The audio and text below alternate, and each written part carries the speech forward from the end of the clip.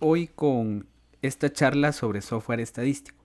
La idea es de que yo les pueda compartir algunas ideas de los software que van a estar disponibles.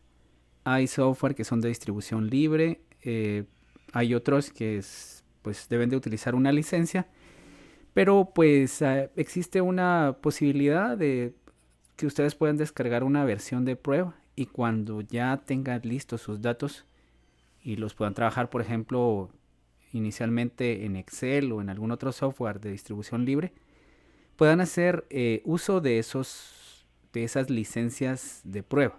¿Ya? Entonces vamos a ver cuáles son las ventajas y desventajas que pueden tener cada uno de estos software estadísticos.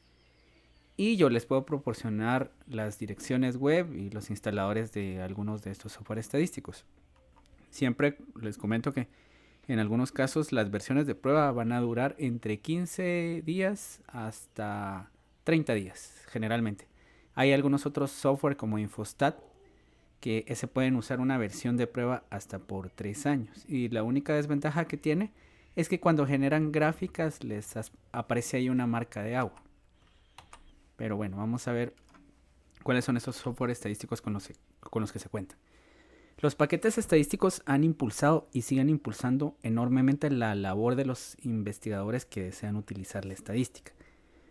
Pues si bien estas cuestiones del manejo numérico, el manejo de datos numéricos, muchas veces nos podrían estar limitando, vamos a contar con estas herramientas que nos permiten elegir entre una gran cantidad de opciones, es decir, pruebas estadísticas, que se deberán aplicar en función de ciertos principios, de las características de los datos, del diseño del estudio, por ejemplo. Estos permiten resolver problemas de estadística aplicada probando miles de combinaciones para quedarse finalmente con la que es la más adecuada para los datos con los que contamos y para el problema que debemos de resolver. Resulta que actualmente se trabaja bastante con modelos. ¿Y qué son los modelos? Pues son algunos métodos explicativos que nos hablan de la respuesta que podemos obtener, ya sea una respuesta categórica como podría ser la presencia de complicaciones en pacientes con pancreatitis o la letalidad de pacientes con coronavirus, así como variables cuantitativas como podría ser llevar un control de la tasa de filtrado glomerular en pacientes con enfermedad renal crónica. Pues resulta que cuando nosotros tenemos cualquiera de esas respuestas va a existir un modelo que nos va a explicar por qué estamos observando los valores de una variable cuantitativa en un paciente o una característica en otro paciente en función de las variables explicativas, es decir, las variables independientes. ¿Cómo se relacionan estas variables con la respuesta? Pues esto se va a trabajar a través de modelos. Es como una de los métodos que se utilizan más actualmente. Y ustedes van a encontrar en muchos papers precisamente modelos estadísticos como regresión logística, regresión de Cox. Vamos a ver hoy un ejemplo de cada una de esas regresiones para explicar fenómenos que pueden ser de tiempo al evento, es decir, esos que se estudian en los estudios de cohortes, o fenómenos que ya están presentes y pues que nosotros vamos a evaluar factores de riesgo de exposición que ocurrieron en el pasado o que están evaluándose en el presente, como es el caso de los estudios transversales analíticos. Bien, entonces un paquete estadístico va a ser un programa informático que está especialmente diseñado para resolver problemas en el área de la estadística. O bien está programado para resolver problemas en esta área. Existen muchos programas que no son especialmente estadísticos, pero que pueden hacer algunos cálculos. Un ejemplo de esto es el Excel. De hecho, si trabajamos con un estudio descriptivo, una caracterización, por ejemplo, pues Excel podría resolver todas las necesidades que tengamos de análisis estadístico. Y pueden haber otras hojas electrónicas que resuelvan estos problemas. Los paquetes más sencillos tienen una interfaz por ventanas, es decir, accedemos a los comandos y funciones a través de iconos. Vamos a utilizar bastante el mouse y eso implica que son fáciles de utilizar y de aprender a utilizarlos. pero presentan una mayor dificultad a la hora de hacer cálculos que el programa no va a tener predefinidos. Entonces tenemos una serie de menús contextuales donde están todas las opciones, pero de pronto este software tiene mayor potencia, puede hacer otros análisis que no están ahí, pero que a través de programación podríamos resolverlos. Entonces esa dificultad es propia de otros programas más complejos que solo trabajan de esa forma. Tal vez ustedes han escuchado actualmente que hay un software que se llama R, únicamente la letra R, o Python, ¿verdad? Son lenguajes de programación donde nosotros damos todas las instrucciones de las cosas que queremos tareas que queremos que realice el software a través de comandos específicos que tienen una sintaxis predefinida. Un paquete estadístico entonces nos va a trabajar de esas dos formas generalmente. Las ventajas que van a tener los software en general, no importando si son los que se manejan a través de sintaxis o de iconos, es que nos proveen una potencia de cálculo propia de los ordenadores. Bueno, antes, hace algunos años ya existía el SPSS y otros muchos software, pero pues habían algunos análisis que llevaban mucho tiempo. Incluso ahora, a veces se necesita, cuando uno está haciendo simulaciones, la computadora está haciendo combinaciones de cálculos, etcétera. Y esas simulaciones a veces se pueden llevar una gran cantidad de tiempo y consumir bastante memoria RAM. Pero afortunadamente las computadoras con las que contamos ahora, por ejemplo el procesador de un celular, es mucho más potente que las computadoras que estaban disponibles en el momento que, por decir algo, empezaron a vender SPSS. Permiten calcular decenas de modelos de regresión en un tiempo muy corto, y eso nos va a permitir revisar todos esos modelos y, con base a ciertos criterios, decidir cuál es el más apropiado. Entonces imagínense que si a uno le tocaba que hacer todas esas cosas a mano en un tiempo anterior, puedo ponerles una analogía, como que ustedes han ya presentado su protocolo y pues ese protocolo lo han revisado muchas personas, les han hecho cambios, etcétera. Y que si ustedes hicieran eso a través de una máquina de escribir, como se hacía, qué sé yo, hace unos 30 años, o 20 todavía, pues definitivamente que se ha avanzado bastante en este campo de la computación y del análisis estadístico. Entonces, el manejo de datos, podemos clasificar esos software estadísticos a través del manejo de datos y los enfoques de manejos de datos. ¿Qué quiere decir esto? Esto tiene que ver con, por ejemplo, manejo de datos. Es que los software realicen tareas generales como ordenar o filtrar datos. Eso es el manejo de datos. Segmentar datos, es decir, dividir una base de datos por alguna variable de interés. Esas son operaciones básicas con las que cuenta una hoja electrónica como Excel. Pero estos mismos software estadísticos regularmente nos permiten transformar datos antes de analizarlos. Y pues lo que se llama enfoques de manejos de datos es algo diferente. ¿Ya que se refiere a eso? De que contemos con herramientas que sean propias para resolver tareas de ciertas áreas del conocimiento. Por ejemplo, el software EpiInfo, que ustedes lo han escuchado y tal vez algunos de ustedes ya han trabajado con él, es un software que tiene como enfoque de manejo de datos el análisis de datos bioestadísticos y epidemiológicos. Hay otros software que están dirigidos a otras áreas, como podría ser la econometría, el marketing, y entonces cuentan con herramientas que son específicas de esas áreas. De hecho, las últimas versiones de Excel tienen tienen enfoques de manejos de datos, por ejemplo, para marketing. Hay ahí unas pruebas de escenarios y eso que sirven para esos aspectos. Pero nosotros vamos a contar con software directamente en ciencias de la salud, como podría ser Epidat, podría ser también MedCalc. No el MedCalc que sirve como calculadora médica para calcular escalas, como un SOFA, por ejemplo, sino es otro software estadístico que se llama MedCalc. ¿Cuál de ellos es mejor? Entonces, el mejor siempre no se puede dar una respuesta única. alguien podría decir que el mejor es el que se adapta a las necesidades del usuario.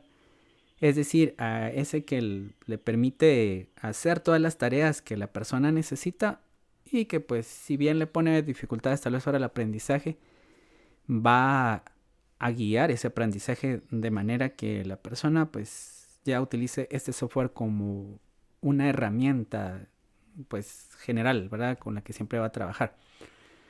Por ejemplo, SPSS se maneja de forma básica en unas pocas sesiones. Ustedes pueden hacer tablas de contingencia, gráficas, una correlación, conociendo poco de SPSS.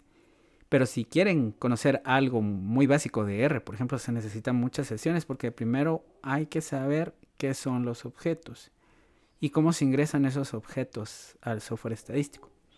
Otra opción es elegir el software que permita realizar todas las tareas que uno requiere y entonces especializarse en ese. Esa es una opción. La otra va a ser de que uno cuente con varios software para poder resolver diferentes tareas. Entonces, por ejemplo, aquí pueden ver en mi pantalla algunos de los software con los que trabajo. Aquí está, por ejemplo, el RStudio, GPower para el cálculo de tamaño de muestra, Epidat, que tiene varias funciones epidemiológicas, SPSS, otro software específico para tamaño de muestra, Yamovi. Y si están acá y no hay otros, es porque realmente estos son los que utilizo más, ¿verdad? O sea, para no saturar mi memoria. Hay otro software que me he dado cuenta que la verdad es que en ningún momento los utilizo como EpiInfo y no los tengo instalados. Entonces, esas herramientas uno puede estar buscando todo lo que necesite a través de conocer bastantes cosas. Ahí va a encontrar lo que no encuentra en este software, lo va a encontrar en este otro. Entonces, el uso constante y la posibilidad de avanzar en temas estadísticos también van a hacerlo a uno que se percate de que se necesitan más herramientas, más conocimiento del software estadístico. Si yo quiero hacer, por ejemplo, un análisis para evaluar los predictores de dolor en pacientes de dolor postoperatorio, por ejemplo. Entonces yo sé que el dolor se mide a través de la escala visual análoga. Y lo que me da la escala visual análoga no es un número, aunque parezca número porque va de 0 a 10, es realmente una variable ordinal. Y esas evaluaciones del dolor se podrán hacer en el postoperatorio inmediato a las 24 y 72 horas. Entonces ahí hay dos cosas que son muy importantes y que hacen compleja el análisis. Uno es que se hagan medidas repetidas en la misma persona, se va a hacer la evaluación varias veces. Y lo otro, que la variable no es cuantitativa, sino que es ordinal. Hay menos herramientas para poder hacer una explicación de estos casos. Entonces, pues definitivamente eso no lo puedo hacer en SPSS, Minitab, en nada de eso. Lo podría hacer en R, en Python, y precisamente estoy haciendo una tesis de mi maestría estadística sobre ese tema. Aquí pues pueden acceder, yo les voy a hacer enviar esta presentación. Aquí tengo pues algo muy sencillo, como una comparación de los paquetes estadísticos a través de un artículo de Wikipedia y aparecen ahí quién es el desarrollador, si es de código abierto, si se necesita una licencia, ¿verdad? Entonces, por ejemplo, no es tan fácil decir, este es de distribución libre. Bueno, entonces hay cosas más complejas como licencias de dominio público, licencias GNU. La verdad es que no viene el caso ahorita explicar esas situaciones. Sin embargo, aquí estos, por ejemplo, de código abierto quiere decir que una persona puede, si tiene conocimientos de programación, mejorar el software e ir ampliando sus posibilidades. Pueden encontrar muchos artículos donde se hagan estas comparaciones. Otros nos dicen, por ejemplo, qué software estadístico los va a soportar, ¿verdad? Como me imagino que al menos un 30% de ustedes han de tener, de un 30 o 40%, una máquina con Mac. Entonces también aquí pueden elegir con base a lo que esté disponible. Y definitivamente también están las posibilidades. Aquí no están hablando tanto de las posibilidades. ¿Qué pruebas estadísticas pueden realizar? Bueno, aquí hay algo. Los ANOVAs, por ejemplo, los ANOVAs de dos vías, los MANOVAs. Por ejemplo, si yo quisiera eh, determinar diversas características en un paciente con pancreatitis o digamos un paciente con cirrosis. Entonces quiero evaluar por un lado las bilirrubinas, las transaminasas y quiero determinar si al dar cierta terapia pues hay una mejora en esos laboratorios. Entonces, si decimos vamos a evaluar dos transaminasas, bilirrubinas totales, entonces ya tenemos tres respuestas. Eso, MANOVA, es un análisis estadístico donde nosotros evaluamos los factores que están asociados a una respuesta que no es única, ¿verdad? Sino que evaluamos a la vez qué efecto tiene el medicamento sobre las bilirrubinas, qué efecto tiene sobre las transaminasas, ¿verdad? Van a haber efectos notables en otros indicadores clínicos. Bueno, pues por ejemplo, el MANOVA se puede hacer en software, algunos de esos no los conozco, pero por ejemplo este sí, Medcalc, el que les hablaba, sí se puede hacer. En Minitab también, en este otro no se puede hacer y qué sé yo. Bueno, entonces esas son cuestiones de que pueden orientar también qué software es el que uno elija. El artículo está interesante. Veamos de primero Excel. Excel pues es una hoja electrónica que nos permite realizar diversas tareas inespecíficas, aunque son específicas del manejo de datos, pero inespecíficas para la estadística. Una de las ventajas es que podemos aplicar ciertas funciones para validación de nuestras hojas electrónicas de manera que haya coherencia en los datos, ¿verdad? Por decirles algo, si yo ingreso el dato del sexo de un paciente y escribo femenino y en otra celda escribo solo F, cuando haga el resumen de los datos no me va a sacar solo dos categorías, masculino y femenino. Me va a sacar masculino, femenino y F, que el software no va a entender de qué se trata. Todo eso, conociendo ciertas reglas, lo podemos evitar. Hacer un buen procesamiento de datos, conociendo muy bien Excel. De hecho, algunas cosas en las que yo les ayudo, precisamente es en que antes de llenar su base de datos, vayan conmigo para que podamos diseñar la base de datos. Y la charla del próximo mes va a tratar acerca de las reglas para hacer una base de datos. Existen algunas funciones que se pueden programar que son tareas repetitivas y yo he visto pues también a muchos médicos que realmente les gusta bastante la computación, el uso de estas herramientas y han diseñado bases de datos muy interesantes donde incluyen algunas cosas que ya son de avanzadas como podrían ser los macros. Las tablas dinámicas, por ejemplo, se utilizan para poder hacer cruces entre variables. Una tabla de 2x2 bien se podría hacer a través de una tabla dinámica en el software Excel. Funciones y fórmulas que nos permiten hacer cálculos. Por ejemplo, si es que yo quiero hacer algo tan sencillo como calcular el índice de masa corporal a partir del peso y la talla de una persona, puedo poner una fórmula en Excel. Y adicionalmente puedo poner otra fórmula lógica que ya está predefinida para que ese índice de masa corporal lo clasifique en estado nutricional normal, sobrepeso, obesidad y todo eso, ¿verdad? Existen muchas tareas que si uno se pone a trabajar con Excel va a ver de que es una herramienta muy versátil. En mi caso particular, pues lo que empecé a hacer cuando empezaba a hacer las primeras cosas de estadística, lo hice con Excel y de hecho me servía bastante. Entonces, hay unas herramientas que se llaman herramientas para el análisis, donde se puede hacer pruebas de t, chi cuadrado, etcétera. Pero hay otros agregados que se pueden poner ahí de una forma sencilla y que nos permiten hacer más tareas. Aquí hay un ejemplo de cómo ha ido cambiando Excel. Ahora nos permite hacer box plots, por ejemplo. Este box plot donde estamos comparando la edad promedio de un grupo de adolescentes que tienen terapia de reemplazo renal, ¿verdad? Entonces, vemos ahí una variable cuantitativa que se está comparando en tres categorías: en los pacientes con diálisis peritoneal, en los pacientes con hemodiálisis y aquellos que han tenido un trasplante, ¿verdad? Esas herramientas antes no las teníamos. SPSS, pues van a oír hablar bastante de SPSS. Aquí yo les redirijo a la página, ahí pueden hacer la consulta y descargar la versión de prueba cuando la necesitan. Es una herramienta bastante potente. Una de las ventajas que tiene es de que se puede aprender a utilizar de una forma buena, pues muy rápidamente. Se pueden hacer análisis descriptivo, pruebas de hipótesis, intervalos de confianza, métodos multivariados, análisis de regresión, series de tiempo. Hay una gran cantidad de cosas que pueden hacer. La interfaz gráfica, la presentación de esas gráficas ha mejorado en las últimas versiones.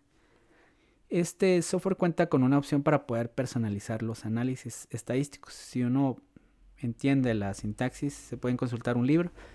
Puede programar funciones que no están incluidas en los menús contextuales. Su aprendizaje es rápido y su interfaz de iconos es lo que nos permite aprender rápidamente y comunicarnos de una forma muy sencilla con el software. Las últimas versiones ya cuentan con estadística bayesiana, que es una estadística que no peca de los problemas que tiene la estadística frecuentista, esa que nos da los valores P con la que regularmente trabajamos. Devuelve una serie de análisis que podrían ser útiles cuando se requiere una tarea particular. Regularmente nos presenta una gran cantidad de resultados y nosotros debemos de ver qué es lo que nos sirve y qué es lo que no.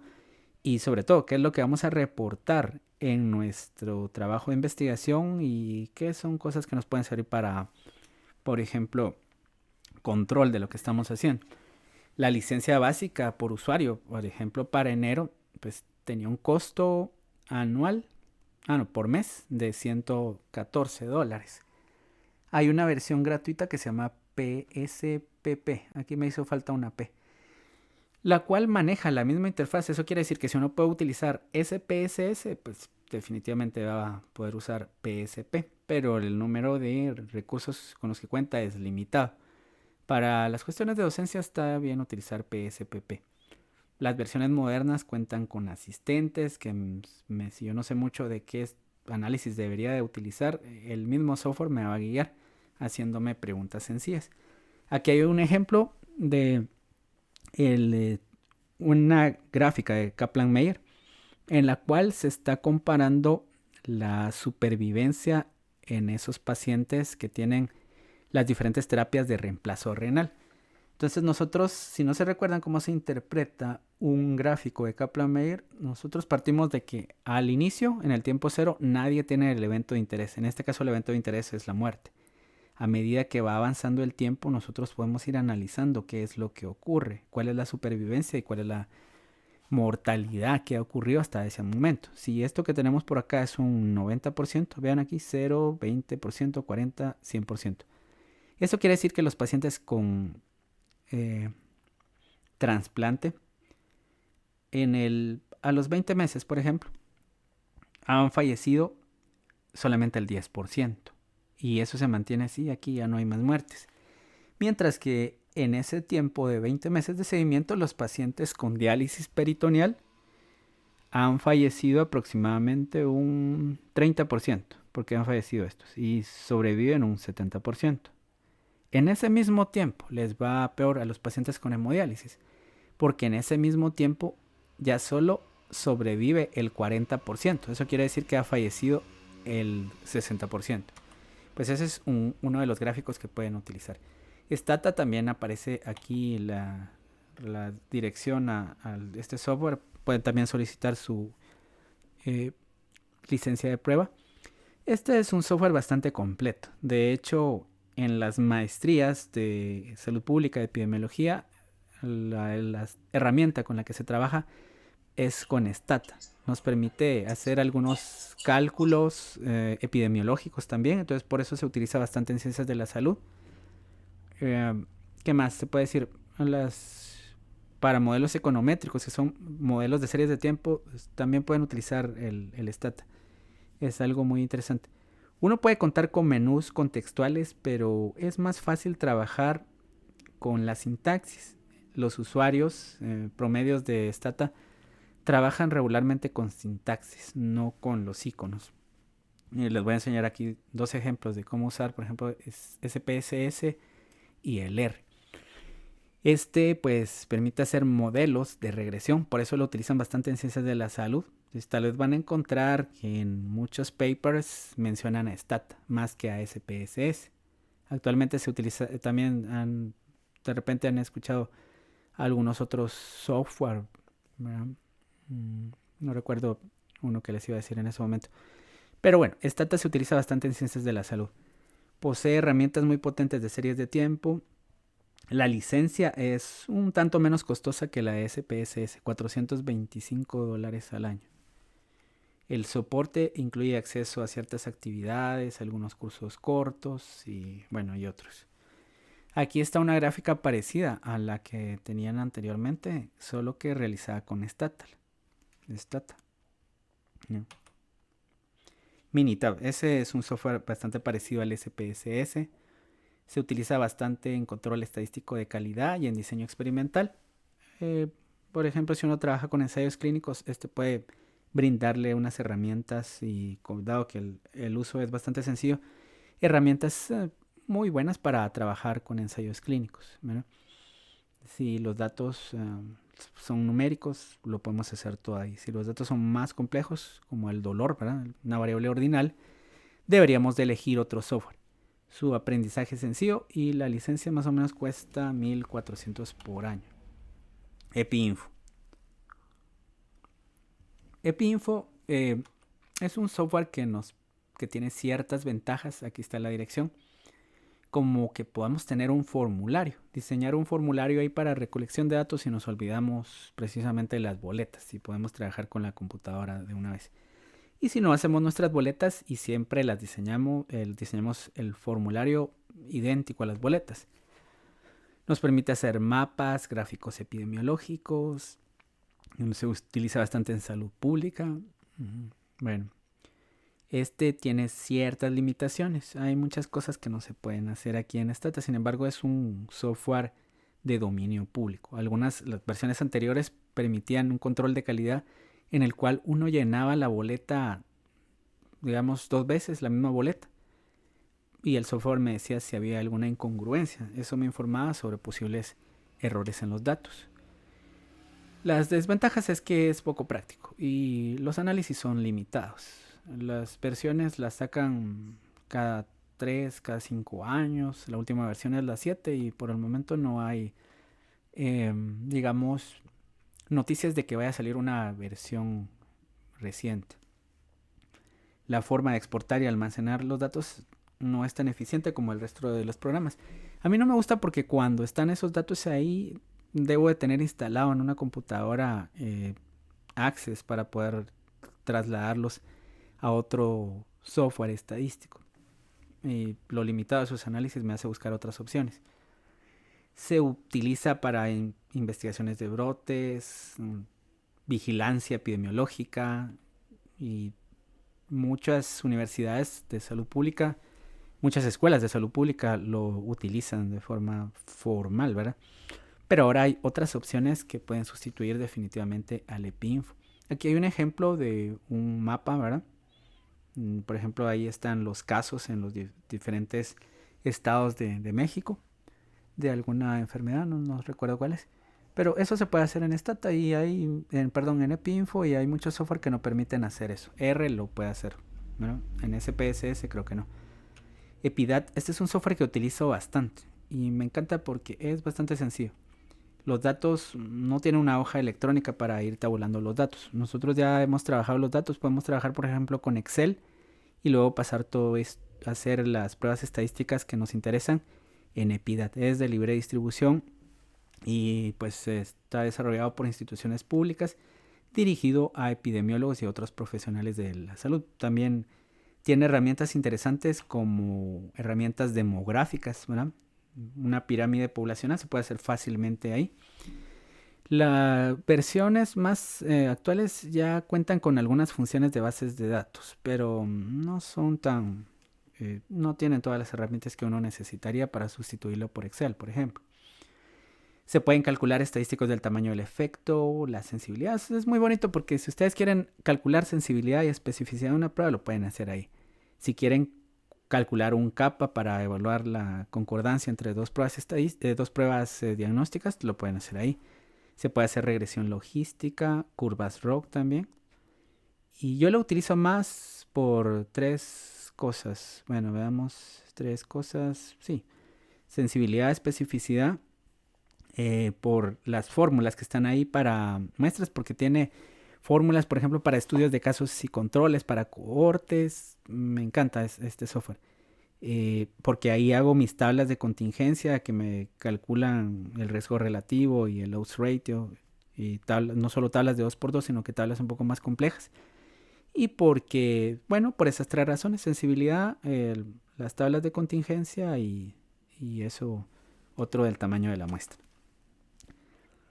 Tiene unos ejemplos que ya están desarrollados. Si uno se quiere aprender a usarlo, pues ahí están unos ejemplos muy interesantes. Se puede obtener incluso ahí en el USB, en la memoria USB, y desde ahí lo pueden utilizar.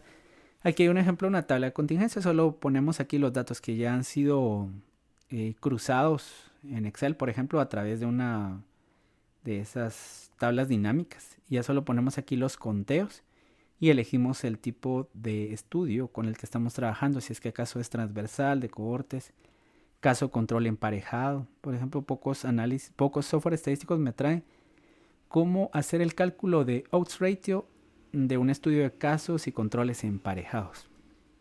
Bien. R, esta es una herramienta, también aquí está la dirección, donde regularmente se usa con un entorno de desarrollo. Esto es otro software que me permite comunicarme más fácilmente con R, porque R es un lenguaje de programación, pero una de las ventajas es que es de código libre. Eso quiere decir que alguien que sepa programar puede crear un nuevo paquete para alguna tarea en particular. O sea, por decirles algo, si alguien está trabajando con, no sé, microbioma del asma y va a analizar ahí, va a utilizar funciones que son bastante complejas, clusters, por ejemplo, puede trabajar con este software programando, precisamente haciendo un programa para hacer análisis estadísticos de microbioma por ejemplo, del cáncer o qué sé yo. Bueno, entonces, la verdad es que resuelve todas las necesidades que uno pueda tener, porque a alguien ya se le ha ocurrido, ya ha tenido esa necesidad de algún análisis estadístico, y si puede programar, ha hecho el programa para que otro lo use.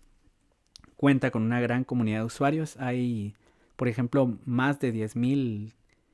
Para 2017 había más de 10.000 paquetes. Los paquetes que son, el software tiene análisis generales, pero uno puede ir cargando ciertos paquetes que resuelven ciertas tareas particulares. Por ejemplo, un paquete para análisis de supervivencia se llama Survival, y hay con más de 10.000 paquetes. Entonces, uno siempre va a encontrar ahí una herramienta que le sirva, a menos que sea algo muy complicado. Pues definitivamente hasta este punto, hasta este año 2021, podría ser que no lo encuentre. Pero haciendo un poco de programación y consultando los libros adecuados, podría llegar a ser su propio paquete que resuelva esas tareas específicas. El concepto de inteligencia colectiva es un concepto sociológico que viene más o menos de los años 50, donde estos sociólogos pensaban que iba a haber un momento en el tiempo donde la información estuviera disponible para todas las personas. Y se llamaba inteligencia colectiva no solo porque era para todos, sino que se alimentaba de todos. Y entonces, realmente así funcionan muchas cosas de la internet. Pero este software tiene mucho ese concepto y esa filosofía, porque hay muchas comunidades de usuarios. Yo utilizo R, de hecho he impartido cursos de R aquí en Guatemala, en Perú, en Ecuador, y las personas al principio les cuesta aprenderlo, pero cuando ven todas las posibilidades que nos presenta R, realmente se enamoran de R. Y R, pues hay una analogía que dicen que es como una novia que exige bastante, porque definitivamente uno le va a dedicar bastante tiempo, pero obviamente los frutos de esa dedicación van a ser bastante grandes. Entonces R va a funcionar de esa manera porque hay muchas comunidades que están subiendo el material que realizan. Si por ejemplo yo tengo el código para hacer un análisis de supervivencia, lo puedo subir a un foro para que esté disponible para todas las personas, que lo puedan modificar, agregarle más cosas. Una gran cantidad de libros de estadística están hechos con base a este lenguaje R, ¿verdad? Entonces dice, esta herramienta la puede aplicar en R. Esto funciona de la siguiente manera, se programa, entonces todas las instrucciones se dan a través de sintaxis que ya están preestablecidas y se pueden almacenar todas esas sintaxis en una receta. Entonces, ¿por qué le llamamos receta? Le llamamos recipe o receta, ¿verdad? El conjunto de instrucciones que me permiten resolver una tarea o un conjunto de tareas y se pueden almacenar en un documento de texto que se llama script y ahí están todas. Entonces es como una receta porque están todos los pasos para poder cocinar ese análisis. Cuenta con herramientas como por ejemplo ggplot2 que me permite hacer gráficos muy interesantes. Este, por ejemplo, es un gráfico de una investigación en la que colaboré sobre pancreatitis. Y si bien no les podría decir nada de eso, lo que aparecen ahí, esos puntos, son pacientes. Pacientes a los que se les midieron varias variables bioquímicas, lactato LDH, bilirrubinas totales, presión arterial sistólica y diastólica. Y finalmente querían saber si las características de estos pacientes podrían servir en conjunto para clasificar a los pacientes. Entonces tenemos una presentación que es leve, moderada y severa. La severa es esta que aparece aquí como roja, donde si se dan cuenta, si estamos hablando de qué puntos son pacientes, hay menos pacientes. Entonces ocurría que habían pacientes que tenían ciertas combinaciones de estos laboratorios, como que el lactato estuviera mucho más elevado de estos pacientes que están aquí, a la vez LDH. Entonces, por los valores promedio que presentaban esas pruebas laboratoriales, se diferenciaban de estos otros grupos que serían los moderados y los leves. Es un análisis interesante. De hecho, el concepto de síndrome metabólico surgió a través de una investigación en la que se aplicó el análisis de clústeres. Actualmente existe otro lenguaje que se llama Python, es mucho mejor por otras ventajas que tiene, aunque este no está dirigido directamente a estadística. Los paquetes no tiene tantos paquetes de estadística como los que tiene R, porque es un lenguaje de programación un tanto más potente que el R, pero también ahí mismo se están haciendo otros paquetes estadísticos. Jamovi es un software de distribución libre, ahí está la dirección, es gratuito. También es de código abierto. Alguien puede programar y seguir haciendo más cosas. Este se está utilizando bastante actualmente. Y de hecho yo estoy impartiendo un curso en el Seguro Social. Les voy a enseñar a usar Jamovi. Ustedes pueden llegar a mi oficina y eso es más directo, ¿verdad? Pueden elegir el software que quieran. Desde SPSS hasta R. Pero en el caso de este curso que estoy impartiendo en el Seguro Social, elegí este en particular porque cada vez hay más paquetes. Entonces ya pueden hacer regresión logística ahí, es de distribución libre, no van a pagar nada por eso, no se van a complicar por esa situación. Y la hoja electrónica con la que cuenta es potente, nos permite filtrar, hacer cambios, etc. Entonces ahí se pueden hacer ANOVAs, correlación, pruebas no paramétricas y se han ido agregando nuevos módulos. Entonces ahora, pues ya 2021, ya tenemos muchas más opciones. Y bueno, ese es un software que me parece muy interesante. Aquí hay un análisis de... ¿qué es este? Un análisis de... Bueno, es una gráfica sencilla de un plot para representar una variable cuantitativa que se está midiendo varias veces. O se está comparando, bueno, sí, en diferentes software estadísticos. Bueno, en fin. Lo importante es de que así salen los análisis. Yo pienso que va a ir mejorando bastante este software y muchos han apostado por él. Hay otro software como GPower que es un software gratuito y muy interesante que me permite hacer cálculos de tamaño de muestra o algo que se comete que es un error bastante usual. Es que cuando uno calcula la muestra siempre le digan, utilice la fórmula de P por Q. Y muchas personas que asesoran sobre ese aspecto no entienden de qué se trata esa fórmula, porque si no, no lo usarán para todo. Es como quien dice que si hay muchos problemas, uno los quisiera resolver con la misma herramienta, ¿verdad? Con un martillo voy a atornillar algo a la vez que voy a clavar algo. Entonces, Resulta que esa analogía es una cita de un administrador, no es algo que a mí se me ha ocurrido. A lo que voy es a que cada problema tiene un cálculo de tamaño de muestra diferente. Si yo hago un estudio de casos y controles para determinar los factores que están asociados a, pensemos, preeclampsia en mujeres adolescentes, pues necesito un cálculo de tamaño de muestra para casos y controles, que me haga la comparación de los porcentajes de exposición en los diferentes grupos de exposición, perdón, en los grupos de casos y de controles. Si yo lo que quiero hacer es evaluar la tasa de supervivencia de pacientes con cáncer de tiroides, pues definitivamente debo de utilizar una fórmula para eso. Y si lo que yo quiero es predecir la muerte en pacientes con pancreatitis a través de los valores de lactato sérico, utilizo una fórmula para la estimación de una curva de ROC. Pero si lo que yo quiero es algo como estimar la frecuencia de eventos adversos tras la aplicación de la vacuna para el coronavirus, ese va a ser entonces un estudio descriptivo y requiere una fórmula que se llama la estimación de una proporción poblacional. Medcalc es un software que me permite hacer varios métodos estadísticos. Es un tanto más barato porque la licencia perpetua tiene un costo de 549. Realmente yo lo he utilizado muy poco y con licencias de prueba para hacer cálculos de aquellos estudios donde se necesita una curva ROC y se pueden hacer curvas de ROC estratificadas que no se pueden hacer en SPSS, por ejemplo. Y bueno, entonces yo les informaré acerca de esta actividad complementaria, pero también tengo que compartirles unos videos que he estado armando para tareas específicas. Aquí les estoy enseñando, les estoy dando una conferencia acerca de cuáles son los diferentes software, pero habrá un video tutorial para hacer tareas específicas. Entonces, el ejemplo que traigo para hoy, estos dos ejemplos, uno es con R y otro con SPSS. Veamos lo fácil que es el SPSS. Esto es una base de datos sobre pacientes con hepatocarcinoma. Vamos a hacer un análisis que se llama el análisis de supervivencia de Kaplan-Meier.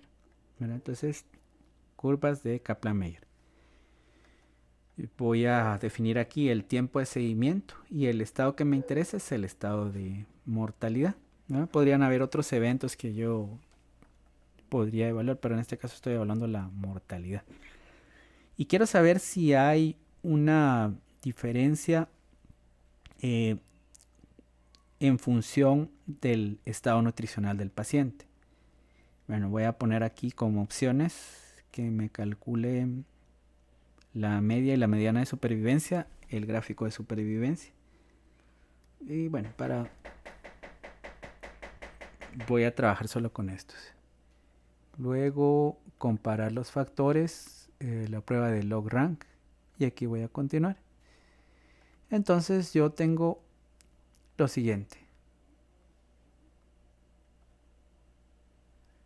En mis resultados tengo en primer lugar cuál es la tasa de supervivencia según el estado nutricional. Y entonces aquí tengo que los pacientes con estado nutricional de obesidad presentan una menor tasa de supervivencia, ¿verdad? Con estado nutricional de obesidad. Y los de normal, una mayor tasa de supervivencia. Voy a hacer este análisis ya separando a los pacientes por obesos y no obesos.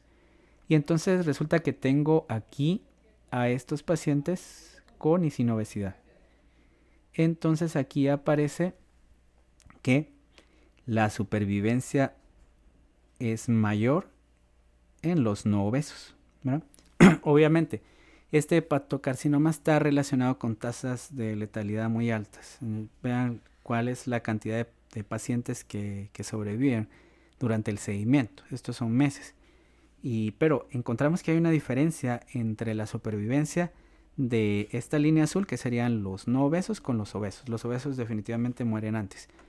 Y aquí tenemos el valor P de una prueba de log-rank, donde nos dice que esa diferencia en las tasas de supervivencia sí varía significativamente en ambos grupos. Entonces ven de que aquí se trata solo de estar ocupando pues estos iconos y ahí podemos resolver las tareas. Y para finalizar la parte práctica vamos a ver el software R. Aquí, por ejemplo, yo quiero utilizar un análisis de regresión logística en el cual quiero determinar los factores que están asociados a hipotermia en pacientes que han recibido anestesia general y obviamente tuvieron una cirugía. Y por ejemplo la edad, ¿verdad? Aquí si dividía los pacientes en dos grupos de edad veo que este 0 significa que, vamos a ver, este es un... sí. 0 es que no tienen hipotermia, 1 que sí tuvieron hipotermia. Los pacientes que tienen hipotermia en primer lugar presentan una edad promedio mayor. Pero bueno, eso es algo que ya había corrido por acá. Y puedo borrar esto acá. Pero regularmente nosotros vamos a trabajar con órdenes. Aquí están las órdenes, ¿ve? Entonces aquí estoy indicando. Quiero hacer un modelo estadístico en el cual quiero explicar la hipotermia en función de ciertas variables. Las pérdidas hemáticas. Obviamente, a mayor pérdida hemática vamos a saber de que es más probable que haya hipotermia. Las horas de la cirugía, la duración de la cirugía, mayor duración de la cirugía, va a estar relacionado con una mayor probabilidad de hipotermia. La edad también, que ya habíamos visto que edades mayores podrían estar asociadas a hipotermia. Aquí estoy indicando que necesito un modelo lineal generalizado, es decir, la hipotermia en función de estas variables. El análisis estadístico que voy a utilizar es la regresión logística. Y eso lo voy a almacenar en un objeto llamado M3. ¿Verdad? El resultado que nos está diciendo es de que las pérdidas hemáticas, si se dan cuenta que está el valor P, un valor P menor a 0.05, sí se asocian significativamente con la hipotermia. Las horas de cirugía también. Y la edad posiblemente no. Ya después de hacer el análisis multivariante encontramos que la edad posiblemente no sea una variable que esté relacionada. Entonces hacemos un segundo modelo en el cual ya podemos incluir las variables excepto eso. Lo importante acá es de que tenemos, por ejemplo, un valor de Z que nos habla del tamaño del efecto. Mientras más grande es este valor, más influye. ¿Qué influye más? Como tenemos un Z de pérdidas hemáticas de 3.64 y horas de cirugía de 2.54, edad de 1.27, concluimos que las pérdidas hemáticas influyen más sobre la probabilidad de que se presente la hipotermia. Y esto lo podemos trabajar también a través del cálculo de odds ratios. ¿Verdad? Entonces el odds ratio aparece acá. Vemos las pérdidas hemáticas. Bueno, aquí me está diciendo que el odds ratio es de 1 y aquí 2.35. Bueno, esto es, esta es la forma de trabajar con R. Ir realizando todas estas sintaxis e irlas corriendo. ¿Ya? Es la diferencia que existe con el software SPSS, en la cual utilizamos solo manejo de iconos. Aquí terminamos la explicación de esta clase y quisiera saber si ustedes tienen alguna inquietud, alguna duda y me la hagan saber, por favor.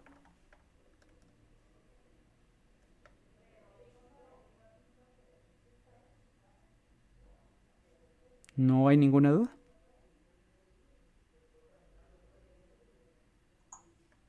No, doctor, gracias. Bueno, si no hay ninguna duda, entonces les agradezco su atención y el próximo mes tenemos el tema sobre bases de datos.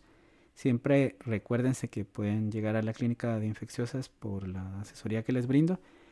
Y por otro lado, yo voy a hacer, a través de sus docentes, les pasaré los links de esta misma presentación que ya la estoy grabando y de los videotutoriales que van a utilizar. Gracias.